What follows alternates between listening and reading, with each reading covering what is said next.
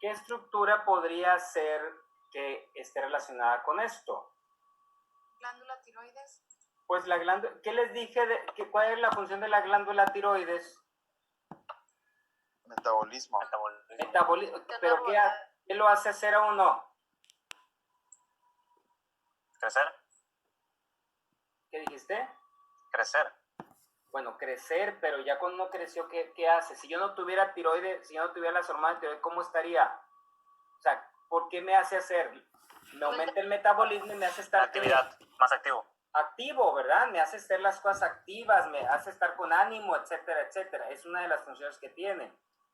Entonces, si una persona tiene un aumento de volumen en la glándula tiroides, o sea, en la región anterior, generalmente esto se da en mujeres, ¿verdad? En hombres es muy raro el bocio, ¿sí? o alteraciones funcionales de la tiroides en el hombre es muy raro. Cuando hay un tumor de tiroides en el hombre es muy agresivo. ¿Okay? Es raro, es más frecuente en las mujeres. La mayoría de los problemas de tiroides es más frecuente en las mujeres. Cuando hay una, y generalmente puede ser benigna, puede ser buena, pero cuando hay una lesión, un tumor, ¿sí? En un hombre en el cuello, generalmente va a ser maligno, que la quieren hacer en la cabeza. ¿Okay? Bueno, que tenga características malignas, ¿verdad? Los días que les dije, la regla de los 7. Ok, entonces esta mujer tiene un problema y aparte empieza a hacer las cosas más despacio, empieza a aumentar de peso, ¿sí? Entonces siempre que tengamos una paciente así, tenemos que pensar en una alteración endocrinológica de la tiroides. ¿Ok? Muy bien. Entonces ese aumento de crecimiento en la glándula tiroides se va a llamar bocio. Sí, un crecimiento en la glándula tiroides se va a llamar bocio.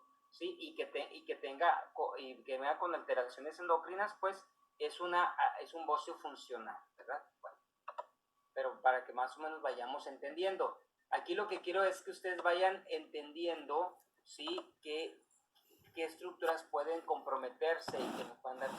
Se realiza una tiroidectomía total en un paciente con bocio, fíjense, morfinodelán gigante. Tiene un bocio, un paciente, hay que operarlo, está grandote, entonces, posterior al evento quirúrgico, el paciente inicia con anormalidades en las manos, como que se le están torciendo, y además mucho dolor. La elección de qué estructura explica la sintomatología, se están acalambrando. ¿La tiroides? ¿Qué piensan ustedes que pasó? La paratiroides está... La paratiroides, recuerden que la contracción muscular se da por calcio. Si no hay calcio, entonces empieza a haber contracturas musculares. ¿Ok? Paratiroides. Así que nosotros cuando tenemos un paciente y operamos de tiroides, ¿sí? Tenemos que buscarle todas esas cosas. Señor, hable. ¿Sí? Muy bien. Siempre que no le lesionaron las angios recurrentes. ¿Cómo se siente de las manos? No, muy bien, todo. ¿No tiene calambres? No, ok, no me eché las glándulas paratiroides. ¿Sí? ¿Se dan cuenta? Puede entrar bien el aire. Bueno, tampoco lesione la tráquea, ni el cartílago tiroides, ni el cartílago cricoides. ¿Se dan cuenta? ¿Puede deglutir bien y pasar el alimento? Sí. No lesione el esófago. Todo eso es lo que uno les pregunta a los pacientes para que vean. Al realizar una hemitoidectomía a un paciente por un tumor en el lóbulo izquierdo, al realizar el ligado del polo superior, inicia un sangrado profuso e incontrolable, estructura que debe ligarse para poder controlar el sangrado. ¿Arteria carótida externa? Por la carótida externa, ¿verdad? Porque ¿de dónde viene esta? ¿De dónde viene la tiroidea superior? De la carótida externa. ¿De la carótida? Externa. Externa. De la carótida externa. Muy bien. Seguimos. Están comiendo próximamente el comer, se percata que al estar hablando y comiendo empieza a ahogarse, no pueden torcer y se lleva las manos al cuello en señal de que no puede, le debe realizar una maniobra de urgencia. ¿Qué debe realizar de primera intención este amigo? ¿Qué debes realizar de primera intención este amigo? A ver, le voy a poner las opciones. Expiración forzada por compresión. Bien, vamos a hacerle la maniobra de ¿qué? De Heimlich. De Heimlich, le da una expiración forzada. Muy bien. Sí, bueno. Sí, dígame. Sí, dígame.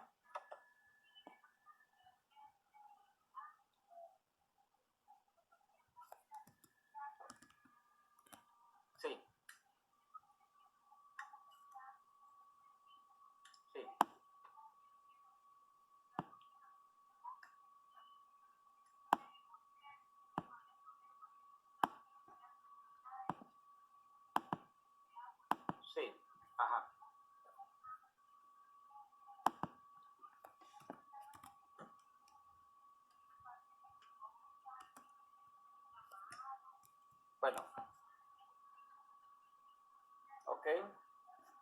¿Dónde lo revisé la vez pasada? Bueno, lo espero ahora a las 6:30. 700.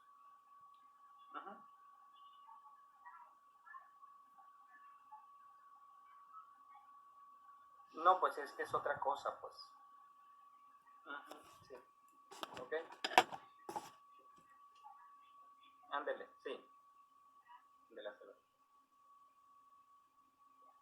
Ok, entonces, ¿dónde iban las 5? Estás viendo una obra de ópera y un cantante está realizando una área con notas muy bajas. Músculo que ayuda a realizar ese tipo de sonidos. Tiro ahorita en Sí, el ahorita en el video. Muy bien. Están comiendo plácidamente en el comedor superior, le está hablando y comiendo empieza a ahogarse. No puede toser y se lleva las manos el nervio responsable de la respuesta aferente. O sea, cayó una gotita, no sé lo que haya caído y ¡fum! Hizo un laringoespasmo. ¿Cuál es el nervio responsable que haya hecho eso? Laringio interno. El laringio interno. Muy bien.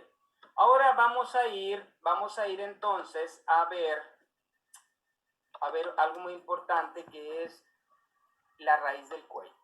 Ya les dije cuál es la raíz del cuello, ¿verdad? La raíz del cuello es a ver. Aquí está. La raíz del cuello es todo lo que va a salir a 2-3 centímetros de lo que es el cuello. Entonces vamos a ir revisando cada uno de ellas. Desde lo anterior, como está ustedes viendo aquí, y nos vamos a ir yendo hasta llegar a lo más posterior. ¿Okay? Y no olvidar que en esas estructuras, ¿sí? Voy a poner aquí, voy a intentar hacer un dibujo, ¿sí? Voy a hacer un dibujo, porque es importante que esta es la primera costilla. Voy a poner aquí la columna, la primera vértebra. Voy a poner acá el esternón. Y entonces esta es la primera costilla, lo voy a poner así.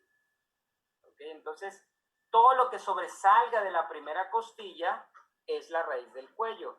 Y entonces aquí voy a tener lo que es mi cúpula pleural.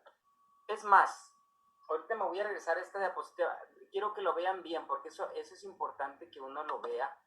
Me voy a ir, ahorita me regreso a esta que es la 45, y me voy a ir rápidamente a lo que es tórax. Rápidamente. Porque quiero que vean la cúpula pleural. Quiero que la visualicen bien. Aquí está. Vean esta representación. Entonces, aquí tenemos a la primera costilla, pero si ustedes se dan cuenta, está saliendo el ápice del pulmón. Ese es el vértice, esta es la base y ese es el vértice. Entonces, está saliendo hacia el cuello, 2 centímetros, ¿sí? 2 centímetros por arriba entonces tenemos prácticamente pulmón en el cuello también, ¿ok? Y entonces, este ápice del cuello está revestido por una aponeurosis, como que lo refuerza aquí esta parte, ¿sí? Una aponeurosis que se llama aponeurosis supraclavicular, ¿verdad? Ese es el ápice pulmonar otra vez que le están diciendo aquí, y entonces está reforzado. Es el único momento del pulmón que es el más vulnerable para cualquier lesión. Todo lo demás está cubierto por el tórax y los músculos del tórax, pero esa parte es la que está descubierta de la caja torácica, ¿ok? Y está en el cuello, ¿ok? ¿Sí entendieron eso? Sí. ¿Sí? Vamos a verlo en alguna otra posición para que lo veamos otra vez. Bueno, esa es la parte posterior. Aquí otra vez. Si nosotros, voy a ver si puedo quitar un poquito la... No, ya se fue por otro lado.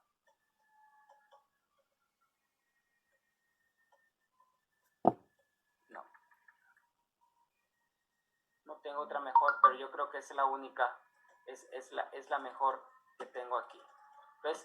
Entonces, el ápice pulmonar entonces está en el cuello, ¿sí? Se eleva hacia el cuello, ¿ok? Pasa la raíz, está por arriba de la primera costilla, muy bien. Para que no se les olvide, ahora sí me voy a ir a la lámina que estábamos viendo, la 45, ¿ok? Ahora sí. Aquí, ¿por qué les quise poner eso? Porque aquí no hay pulmón, ¿verdad? Aquí debería ser el pulmón. Ahorita se los voy a poner con una de esta. Entonces aquí debería estar el pulmón, ¿verdad? Aquí, ¿verdad? Voy a ponerlo así como si, claro, no está por delante de la vena, sino está por detrás de la vena, y aquí estaría el pulmón, ¿ok? Para que más o menos logremos entender. Ok, entonces ahora sí voy a quitar eso, entonces vamos a ir viendo una tras una. Entonces, la primera estructura que voy a tener en la raíz del cuello es que la vena subclavia y la vena yugular interna que va bajando por la vaina carotidia, ¿verdad? Esta es la vena, la vaina carotidia que lleva a la vena yugular interna y en este caso, a este nivel ya por debajo de C4 va a ser la carótida común, ¿ok? Va a ser la carótida común, ¿ok? Esta es la carótida ya común. Entonces, y se unen las dos y van a formar la vena brachiocefálica, y entonces justamente en la articulación esternoclavicular, la primera estructura. Quito esa estructura, la quito, y entonces voy a seguir con las estructuras de la raíz del cuello. Para empezar, primero tenemos al escaleno anterior, que es este, y por delante del escaleno anterior, fíjense qué nervio está pasando. ¿Qué nervio es este? Voy a hacer más. Ahí está, está grandote para que veamos bien. Ok, aquí está. Entonces, por delante del escaleno anterior, ¿qué está pasando? Nervio frénico. El nervio frénico, es muy importante eso, nervio frénico, que después va a pasar por detrás de la vena subclavia y se va a meter al tórax, va a correr por todo el tórax y entonces va a llegar al diafragma, ¿ok? Recuerden que el nervio frénico sale de C3, C4 y C5, principalmente de C4. Después de eso, de la raíz del cuello, entonces tenemos del lado derecho vamos a tener el tronco brachiocefálico que se va a dividir en arteria subclavia y en la carótida común, ¿verdad? Carótida común derecha. La arteria subclavia dando sus ramas. Aquí están sus ramas. ¿Cuáles son sus ramas de la arteria subclavia? La arteria vertebral, el tronco tirocervical y el tronco costo cervical y para abajo la carótida, la torácica interna. Esas son sus ramas, que es la primera rama, ¿sí? La primera porción de la arteria subclavia. Después, por detrás del escaleno anterior va a estar la segunda porción y entonces lateral al escaleno anterior va a estar la tercera porción donde da la última rama, que es la arteria dorsal de la escápula, que hay gente que dice que viene de la segunda, entonces de la tercera no vamos a pelear por eso. Y entonces las ramas del tronco tirocervical. ¿Cuáles son las ramas del tronco tirocervical? La supraescapular, ¿cuál otra? La transversa del cuello, la más gruesa, que es la tiroide inferior, que es la que hemos estado hablando, y por último, la arteria cervical ascendente. ¿Ok? Acá tenemos la arteria vertebral ascendiendo. Ok, muy bien. Después, ¿qué sigue? Bueno, antes de esa vamos a ver al nervio vago. Aquí está el nervio vago que va bajando, ¿sí? Del lado derecho va a bajar, ¿sí? Por delante de la subclavia derecha. En cambio, del lado izquierdo va a bajar y va a llegar hasta el tórax, porque va a dar vuelta en el arco, en el callado de la aorta, que realmente del lado izquierdo no, la subclavia es una rama del callado de la aorta. Y aquí va a dar su rama recurrente, laringe recurrente. La rama laringea va a dar vuelta y entonces la rama laringea recurrente. Ese es. Entonces el nervio laringeo recurrente derecho, ¿verdad? El nervio laringeo recurrente derecho. Después de eso quitamos esas estructuras y más atrás vamos a tener a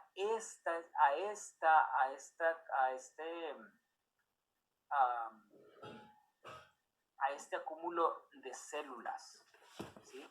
Este acúmulo de células va a ser la cadena simpática, ¿sí? Que son los ganglios. Voy a poner otra diapositiva, me voy a ir a una diapositiva más de puros nervios para que vean esto.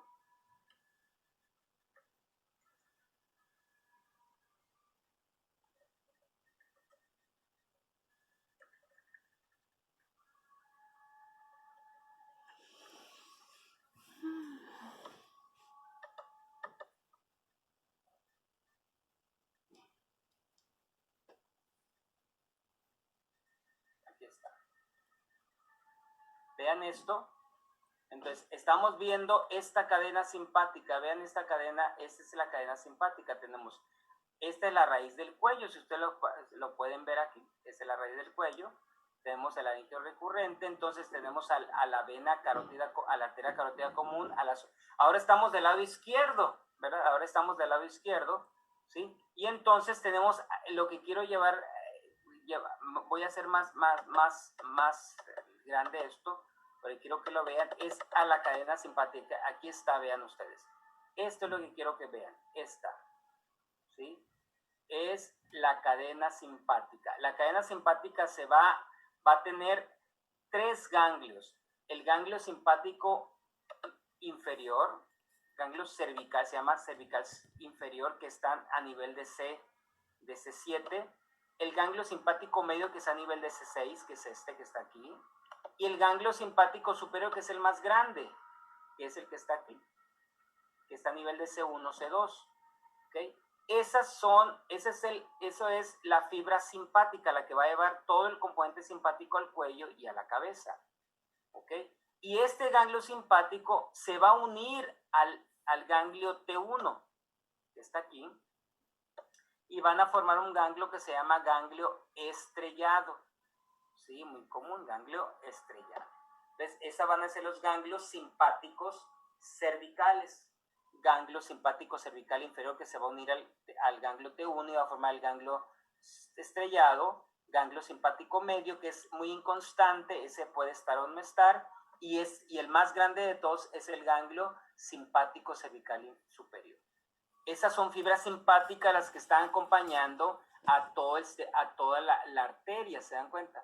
Entonces, por donde vaya la arteria, va a ir también el componente simpático, ¿ok? Eso no se debe de olvidar, ¿ok? Esa es la cadena simpática, ¿ok? Y entonces, si uno se va, me voy a ir a la diapositiva, voy a bajar aquí, me voy a ir a esta diapositiva para que lo veamos en un corte transversal, que es importante que lo veamos en un corte transversal en la 47, en esta. Vean ustedes dónde queda esa cadena simpática, porque es importante que la miremos. ¿Dónde está el tronco simpático? Entonces, vean ustedes, si ustedes se dan cuenta, aquí está la glándula tiroides, etcétera, y entonces aquí tenemos el tronco simpático. ¿Se dan cuenta? Aquí está el tronco simpático, que está justamente, ¿sí?, anterior a la fascia prevertebral. ¿Sí? Está subiendo anterior, no es tan, ¿cómo se llama? No es tan lateral, ¿sí? Está subiendo, ¿sí? Está anterior a la fascia prevertebral, que se llama, fascia prevertebral, que está, ¿cómo se llama? Envolviendo todos los músculos prevertebrales, ¿ok? Muy bien. Entonces ahora me voy otra vez a esta diapositiva, y entonces por eso es que aquí se ve que está anterior al escaleno, pero medial al escaleno anterior.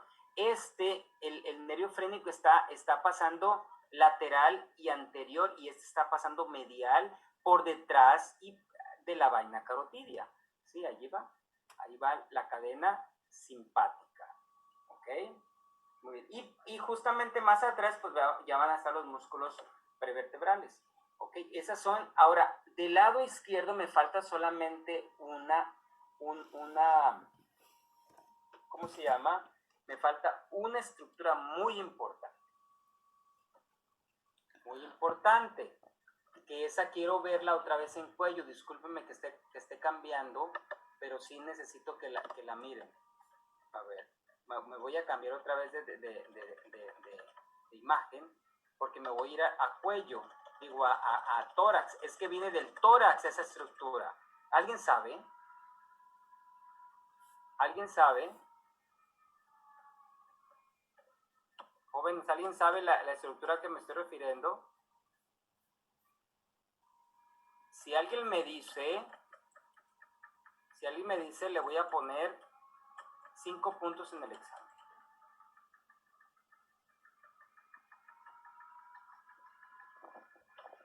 ¿Vago? no es atinar, ¿eh? Si no saben, no le atinen, ¿por qué?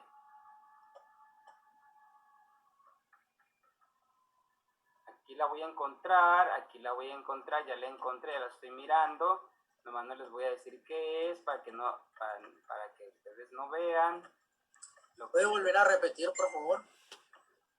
La estructura que ando buscando, que pertenece, bueno, ya la encontré, nadie lo dijo. Adiós, bye. Entonces yo tengo dos raíces del cuello, del lado derecho, que es muy superficial, ahí tenemos la vena yugular externa, y del lado izquierdo que ya están aquí las estructuras puestas, escalando anterior. Entonces aquí tenemos a esta estructura, esto verde que está aquí. Es una desembocadura, ¿sí lo ven? Es la pregunta que les hice al final, que es lo que les iba a explicar, es una desembocadura. Si ustedes se dan cuenta, es una estructura que jamás se deben de olvidar en la vida, y esa estructura se llama conducto torácico. Justamente puede desembocar en la vena yugular interna o en la vena subclavia o en la unión de las dos, de la vena yugular interna y de la vena subclavia izquierda. Conducto torácico. Y entonces el conducto torácico tiene un ganglio, que es el último ganglio, que tiene un ganglio supraclavicular. ¿Para qué serían los ganglios en el sistema linfático? Ese es un ganglio linfático, eso es un conducto linfático. ¿Para qué sirven los ganglios en el conducto en el sistema linfático? Jóvenes, ¿para qué sirven los ganglios en el sistema linfático? Mayra Leiva. Basti Quintana, ¿para qué me sirven los ganglios en el sistema linfático? Hacen sinapsis. ¿Eh? Hacen sinapsis. ¿Quién dijo sinapsis? Irán. ¿Cómo te llamas? Irán. Ah, Irán. A ver, el sistema linfático es nervioso. ¿Cómo van a ser sinapsis? Yo entendí simpático. Ah, bueno, linfático, estoy hablando de linfático, sí, perdón, discúlpame. Linfático, a ver, Mayra Leiva, ¿para qué sirven los ganglios linfáticos? ¿Qué función tienen? ¿Para qué? Filtrar. Para filtrar, claro. Y entonces el conducto torácico, fíjense bien, ¿por qué no deben de olvidar? Porque es la vía final de toda la linfa del cuerpo. Ese conducto torácico viene se forma desde el tórax, desde aquí. ¿Ok? Se forma el conducto torácico y fíjense, les voy al recorrido. El conducto torácico viene en la parte derecha, le da vuelta al esófago, por detrás del esófago, más o menos a nivel de T4.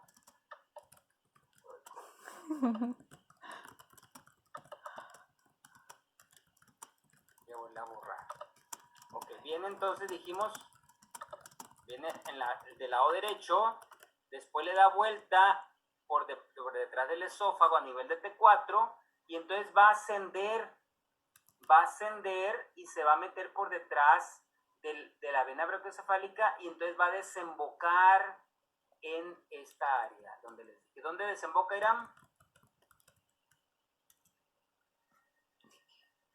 ¿Dónde dije que desembocaba, Irán? No escuché. ¿Cómo que no escuchas? Entonces, ¿a quién le estoy predicando aquí? No, es que hay cierto ruido aquí en mi casa, entonces. ¿Dónde desemboca el conducto torácico? Aquí está, mírenlo, para eso le estoy poniendo a Quintana. ¿Dónde desemboca? En la vena, en la unión de la vena yugular con la vena subclavia izquierda, ¿sí? O en la vena subclavia, y va a tener el último retén, el último ganglio, y ese ganglio, si quiero que se lo lleven por su nombre, se llama el ganglio de Virchow. Ganglio de Virchow. Les voy a decir, les voy a poner ganglio de Virchow. aquí, así es como se escribe, Virchow. ¿Sí lo miran? Sí. O ganglio supraclavicular. ¿Ok? Ganglio de Virchow o ganglio supraclavicular. ¿Ok? Voy a regresar otra vez a la de... Es muy importante porque toda la linfa desde los pies, pelvis, abdomen y todo el hemitórax derecho y el hemicuerpo derecho, hemicara derecha, toda esa linfa izquierda va a llegar a ¿dónde? Al conducto torácico, y el conducto torácico va a terminar desembocando en donde debe. Del lado derecho, ¿sí? Solamente el toraxil y cuello va a tener una desembocadura que se llama la vena linfática derecha, pero ya no se llama conducto torácico, la vena linfática derecha. ¿Ok? Entonces, cualquier cosa que lesionemos, un navajazo, un traumatismo, un tumor en el ápice del cuello, cualquier cosa puede comprometer mi raíz del cuello y entonces darme compromisos. Y justamente después de la raíz del cuello, pues ya tenemos al plexo braquial, ¿verdad? Atrás del escaleno anterior tenemos al plexo braquial acompañando a la arteria subclavia, y después tenemos al escaleno medio, y ya pues tenemos los músculos prevertebrales. Pero realmente las estructuras que se pueden lesionar, que sean vitales, son estas. Vimos la vena subclavia, vimos lo que es el nervio frénico, vimos el tronco brachiocefálico, bueno, del lado izquierdo la carótida común, ¿verdad? Izquierda, y la arteria subclavia, las ramas de la arteria subclavia, el nervio vago, ¿sí? El nervio frénico, el escaleno anterior, la cadena simpática que ya vimos, posteriormente el plexo braquial, y ya terminamos con los músculos prevertebrales, ¿ok? Esa es la raíz del cuello, no hay que olvidarse de eso, ¿sí? Y entonces, ¿cómo se dieron cuenta que había estructuras que comprometían? Pues por los tumores. ¿Cómo se llamó ese tumor que ustedes dijeron? Médico Irán, tampoco escuchaste. ¿Cómo se llamaba el tumor del ápice del pulmón? Tumor de Pancuas. Tumor de Pancuas, ¿verdad? Tumor de Pancuas. Vamos a poner, fíjense, les voy a poner aquí tumor de Pancuas de una vez. Tumor de Pancuas. Pancuas, ¿verdad? Vamos a buscarlo y vamos a ver imágenes. Vean ustedes, este es un tumor de una base de pulmón. Vean ustedes, una base de pulmón. Entonces está pero en base, el ápice del pulmón, aquí está. ¿Verdad? Entonces, si tenemos, ¿qué alteraciones voy a tener? ¿Qué alteraciones voy a tener si tengo un tumor que está comprometiendo el ápice del pulmón? ¿Qué creen que voy a tener? Aquí está. Entonces, esta es lo gráfico, ¿verdad? A ver, sale. Ahí va. Ahí está. Entonces, vean ustedes, el tumor de Pancuas. Yo quiero ver las puras. Aquí está. ¿Ok? Entonces, el tumor de Pancuas me va a comprometer todas las estructuras, depende de lo grande que esté, ¿verdad? Ahí está, es el tumor de Pancuas. Entonces, el paciente, vamos a ver usted aquí, ¿qué va a tener el paciente? ¿Qué puede tener el paciente? ¿Y ven esto, el síndrome de Horner? ¿Cuál es el ojo comprometido ahí? Izquierdo. El izquierdo, ven, está miótico, está caído el párpado. ¿Y por qué caído el párpado, Irán?